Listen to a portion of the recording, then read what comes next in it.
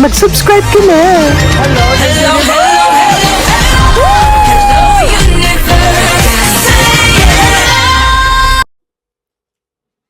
Hello mga buweks! Magandang araw sa inyong lahat. Galaw-galaw pero hindi ba pa imbornal? Hello sa ating mga subscribers dyan. Ganun din sa ating mga new subscribers.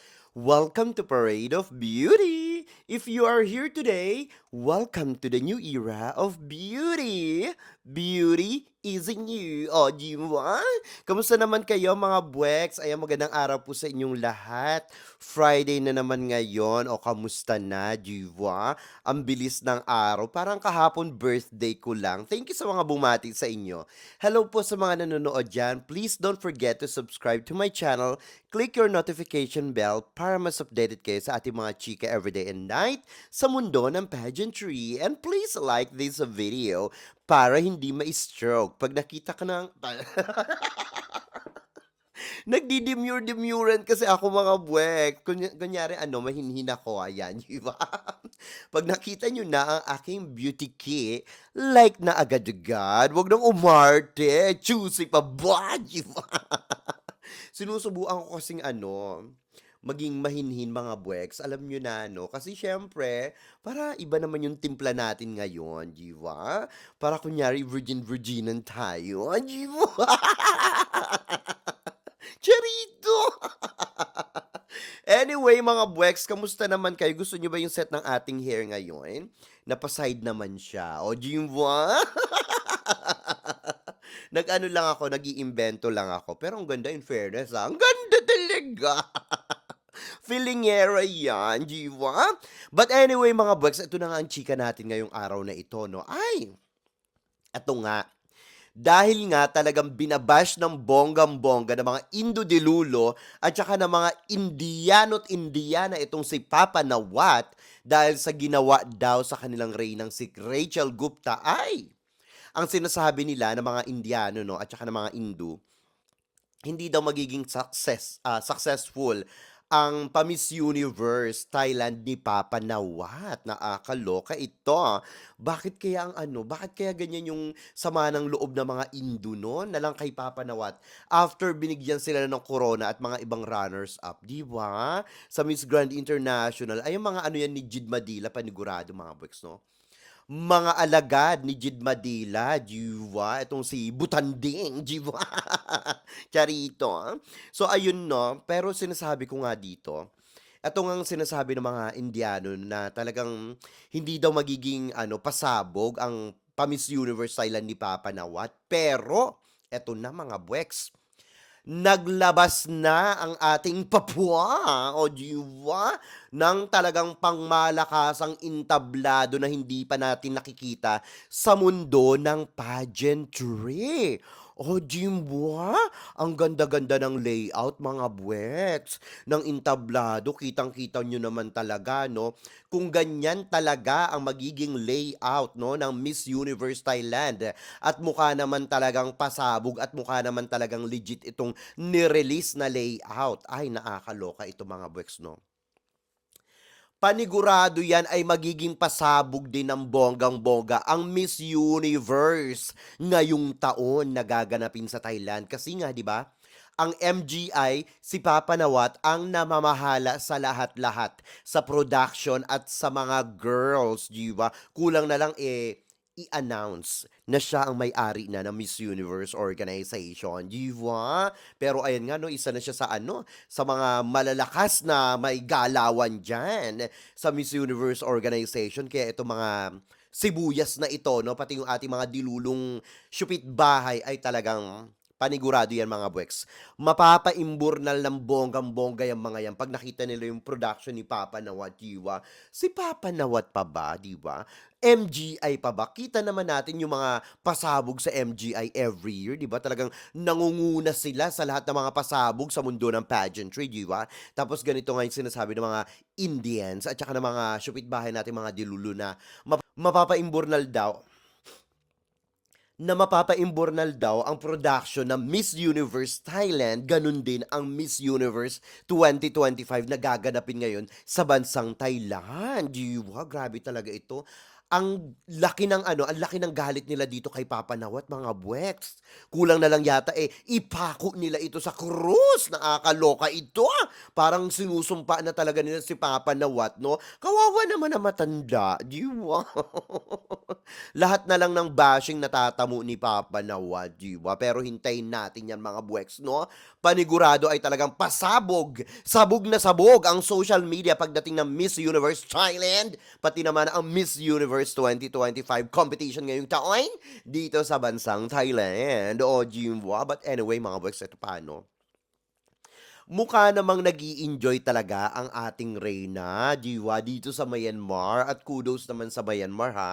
Etong si CJ Opiasa, ayan ang kauna-unahan niyang travel, o Jiwa, sa Myanmar as title holder ng Miss Grand International 2024. At kasama niya nga dyan si Mama Teresa, o Jiwa. Talagang sinalubong ng bonggang-bongga ng mga pageant fans dito sa Myanmar ang ating Reyna, Jiwa. Talagang, ay, nagtatalakan na naman, nagkukudaan na naman, tumatahul-tahul na naman ang ating mga Shupit Baler, o Jiwa, at saka yung mga Indians na akaloka ito, mga buweks, ha. Hindi nila talaga matanggap na si CJ Opiasa na ang nagmamay-ari ng koronang ginto ng Miss Grand International. Pati nga ako, mga buweks, ay, pati ako ay binabastos na rin nila ang aking pagkababae, mga buweks. Nakakaloka ito. Hindi ko na kinakaya. Nakakaloka. Diyan Wala naman akong pakialam sa kanila, mga buweks. Sa totoo lang. Kasi nag-comment ako dyan sa ano, sa anong tawag dito? Ano bang page yan? Sa ano yan? Sa Instagram, no? Kay Sahara. Tama ba? Sahara Pageantry. Ayan. Kasi may post si Sahara. So, yung mga beauty queens ng Indians at saka beauty queens ng Philippines. Ang kinoment ko lang naman dyan, 3 hearts. Ayun, no? Wala naman, 3 hearts? Masama ba yun, di ba? 3 puso, mga buweks, nakakaloka ito. Tapos biglang sabi sa akin dito, so you accept that you are a hater just like your friend Parade of Beauty. Sabing gano'n, no? Kay Sahara Pageantry. And, anong tawag dito? Meron pang isa yan, si Sahara of Pageantry. At saka si Shady of Pageantry, gano'n, no? Tapos sabi niya, and the word character doesn't suit you because you don't have that. I've never seen fake and double face people like you. No wonder all pageant world hate Filipino. Ang tsara, ya. Tapos sumagot naman ako dyan, mga buweks, no? Siyempre, talagang umano ko dyan. Umalma ako, hindi ako nagpachumpik-chumpik, mga buweks. Ang sabi ko talaga dito, no? Pinatulan ko. Bumaba ako sa level nila. Nakakaloka ito. Hindi ko matanggap yun, ha? Anyway, eto ang sabi ko, no? I will never be a hater of Rachel Gupta or Jiwa or any other queens. Indians like you should stop this kind of behavior on social media. Not all pageant influencers need to praise queens. O Jiwa, taray ko, especially when the queens are doing ridiculous things and pretending it's perfect. O Jiwa? Indian pageant fans like you are ruining Rachel Gupta's image on social media. She is gorgeous and she doesn't need someone like you to defend her. She doesn't know you and she doesn't even care about you. So you need to hold your horses. Cheers! O di Ganun dapat ang mga banat sa mga bashers, mga bweks, di ba? May kalmado lang, pero nakakatinik. O di ba? Ito pa nga, mga bweks, no? Ang sabi dito, Parade of Beauty says the one who comments on posts where Indian queens are trolled. Don't pretend we know you hate our queens. Talagang tinitrigger ako, mga buweks. Nakakaloka, parang wala naman ako mga sinasabi na mga ganyan. Ang sabi ko naman dito, she is not a queen anymore. O, jimba! She's been dethroned, and that's a fact. Diba? Is that what you wanted to hear from me? Oh, di ba? Now, you shut. Di ba? Idi Ganon ang banat mga buweks, di ba? Nakakaloka ito. Ay, putak pa rin sila ng putak doon. Eh, wala naman akong pakialam sa kanila, mga buweks. Kahit na bumula pa ang mga bunganga nila, basta naibuga ko na ang gusto kong ibuga sa social media, mga buweks. Di ba? Ganun yun. Talagang dinidikdik nila si CJ Opiasa. Sinasabi nila na si CJ Opiasa daw ay walang kwenta daw. Reyna, ganyan-ganyan. Tagasalo daw ito ng tagasalo daw ito ng koronang nilawayan na ng kanilang reyna. Ayan, no? Nagpunta daw si CJ Opiasa dyan sa bansang Myanmar para daw magbenta. Nakakaloka. Hindi ng product ng Thailand. Magbenta daw ng katawan. Nakakaloka itong mga ito. Kaya talagang nag-init ang ulo ko, mga buweks. Ay, nako. Etong mga Indians na ito, tapos sinasabihan pa nila na ang Philippines daw ay talagang marami daw pok-pok dito na nagbebenta daw ng laman. Nakakaloka. 'Di ba? Eh para naman kamusta naman sila doon, 'di ba? Nakakaloka. Kamusta naman yung mga amoy nila? Nakakaloka itong mga ano na 'to, mga Indians na ito. Talagang pinupukol tayo nitong mga 'to, no? Pati yung reyna natin si CJ Opiasa, eh talaga namang dinidikdik nila ng bonggang-bongga. Well, good luck na lang. Baka mamaya sa Miss Grand International, eh talagang unpleased sila kay Papa What, di ba? Kasi nga talagang binabasos nila si CJ Opiasa. Ganun din ang organization ng Miss Grand International, di ba? So, good luck na lang sa kanila. But anyway, ito naman mga boys, no? Ang ating reyna naman na si Tara Valencia ay talaga namang patuloy na namamayagpag sa bansang Poland para sa kanyang laban sa Miss Supranational 2025, di ba? Talaga namang diyosahan ang ating reyna. Nagkikinang ang kanyang beauty kit, di ba? Sa mundo ng pageantry dito sa Poland. Talaga naman na stand out every day and night.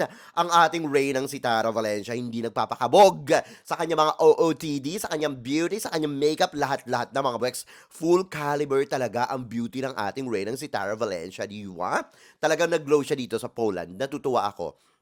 Tapos para pa siya diyang si Marimar Perez o yung ba sa kanyang aurahan dyan, ha?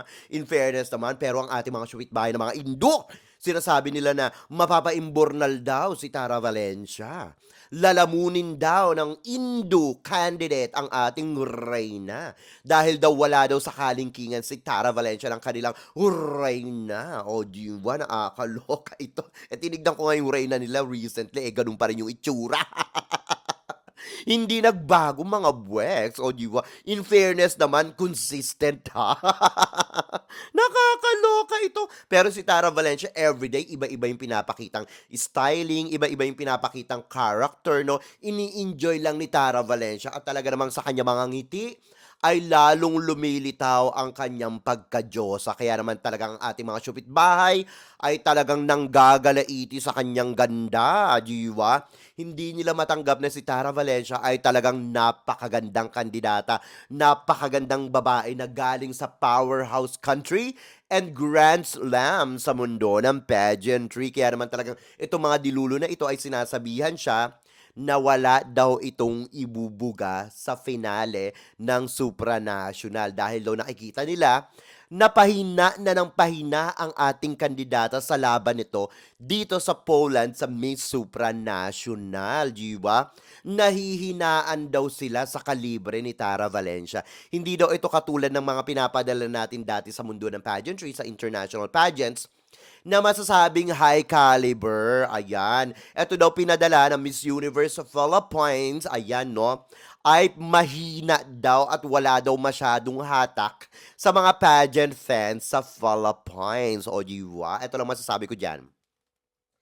Hintayin nyo ang preliminary at ang finals. Diyan tayo magkakaalaman at makikita nyo ang hinagpis ng mga Pilipino sa suporta namin dito sa aming reyna. O, diba? Humanda na lang kayo. Malapit na yung bayanihan na yan, diba? Kaya huwag kayong patsulog-tsulog at buga lang ng buga kung ano-ano, diba? Maghintay kayo sa tunay na laban. Wala pa tayo sa exciting point, diba?